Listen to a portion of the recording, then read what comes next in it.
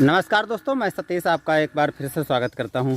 गन्ने की फसल में जुलाई मौसम में जब बरसात होती है, बरसात के बाद थोड़ा सा बदली बनती है, उमस ज़्यादा हो जाती है, टेम्परेचर थोड़ा डाउन होता है और वातावरण में ह्यूमिडिटी जब अधिक बढ़ जाती है, तो ऐसे में जो गन्ने की फसल है ये काफ़ी अधिक रोग लगने का खतरा इनमें बढ़ जाता है।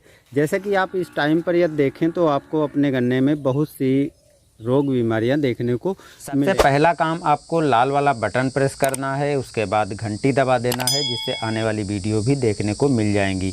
अब जैसा कि दोस्तों ये गन्ना देख रहे हो, चाहे ये बड़ा आपका गन्ना हो गया हो, बड़े गन्ने में भी अब देख सकते हो कि जो ये अक्टूबर महीने गन्ने की बुआई की गई थी, इसमें भी आपको पोका बोइंग के लक्षण इस तरह से दिखाई पड़ रहे हैं। तो ऐसे जब हाइट ज़्यादा हो जाती है तो ऐसे खेतों में दवा का स्प्रे कर पाना काफ़ी मुश्किल होता है। लेकिन यदि हम दवाओं का स्प्रे नहीं करते हैं तो ये पोका बोइंग जो रोग है इनसे हम बचाव नहीं कर पाएंगे। लेकिन अभी बहुत से किसान भाइयों के खेत में जो है छोटा गन्ना होगा, हाइट कम होगी, तो आपको इस तरीके से पोका बोइंग अपने खेत में लगा हुआ दिखाई पड़ेगा। शुरुआती लक्षण के बारे में बात करें तो शुरुआत में सबसे पहले ऊपर का भाग जो है ये पत्तियां हल्का कलर चेंज कर देती हैं, पत्ती मुड़ी हुई आपको दिखाई पड़ेगी। और जब ये रोग धीरे धीरे बढ़ता जाएगा तो इस तरह से ऊपर का बिल्कुल जो भाग होता है बिल्कुल ऐंठ करके और ख़राब हो जाता है और इसमें फफूंद लग जाता है, यानी सड़ने लगता है। ये होता कब है? जब टेम्परेचर 28 से 30-32 डिग्री तक होता है तो ये पोका बोइंग रोग फैलने का चांस काफ़ी अधिक बढ़ जाता है। अब बहुत से किसान भाई क्या करते हैं, जब पोका बोइंग लगता है इस तरीके से, जब रोग बीमारी के असर दिखाई पड़ते हैं तो इसमें वो कीटनाशक डालते हैं। जबकि दोस्तों मैं पिछले वीडियो में भी बता चुका हूं कि ये किसी तरह का कीट लगने के कारण नहीं होता है। होता क्या है कि एक फफूंद जनित बीमारी है, जो पोका बोइंग की बीमारी है, ये फफूंद जनित रोग लगता है। तो फफूंद जनित बीमारी से अगर आप बचाव नहीं कर पाते हैं तो जिस तरीके से आप इस खेत में देख रहे हैं कि पूरी की पूरी गन्ने की फसल ख़राब हो चुकी है, कोई भी पौधा आपको स्वस्थ नहीं नज़र आएगा। तो इसलिए जब आपको अपने खेत में एक दो पौधे पर इसके लक्षण दिखाई पड़े तुरंत आपको उपाय कर लेना है, नहीं तो आप देखते हैं जैसा कि इस खेत में बिल्कुल खेत पूरा का पूरा ख़राब हो चुका है।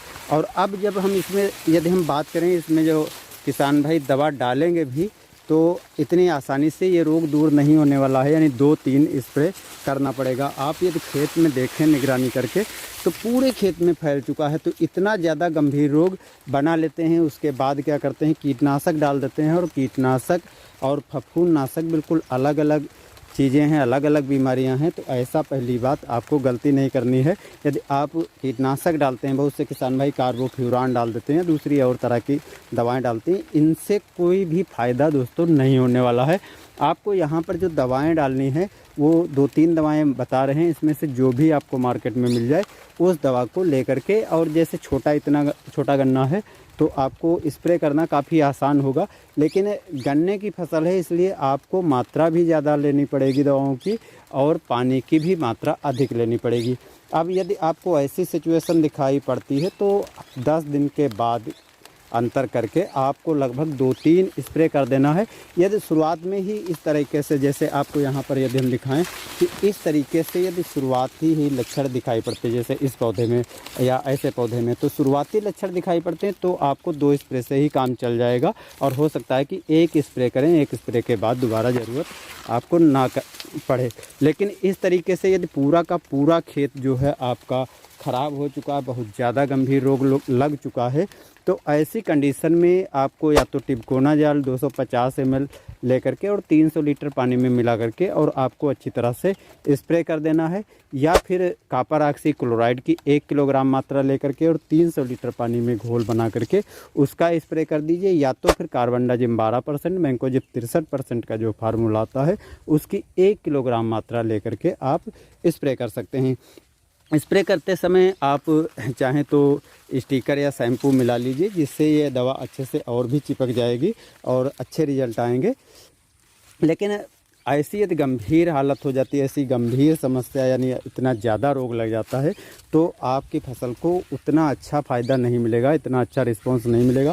क्योंकि आप देख सकते हैं कि इसमें तो पूरे के पूरे पौधे ख़राब हो चुके हैं। अब इसमें कितना भी सुधार किया जाए लेकिन आपका गन्ना फिर से उतनी अच्छी तरीके से ग्रोथ और विकास नहीं करेगा।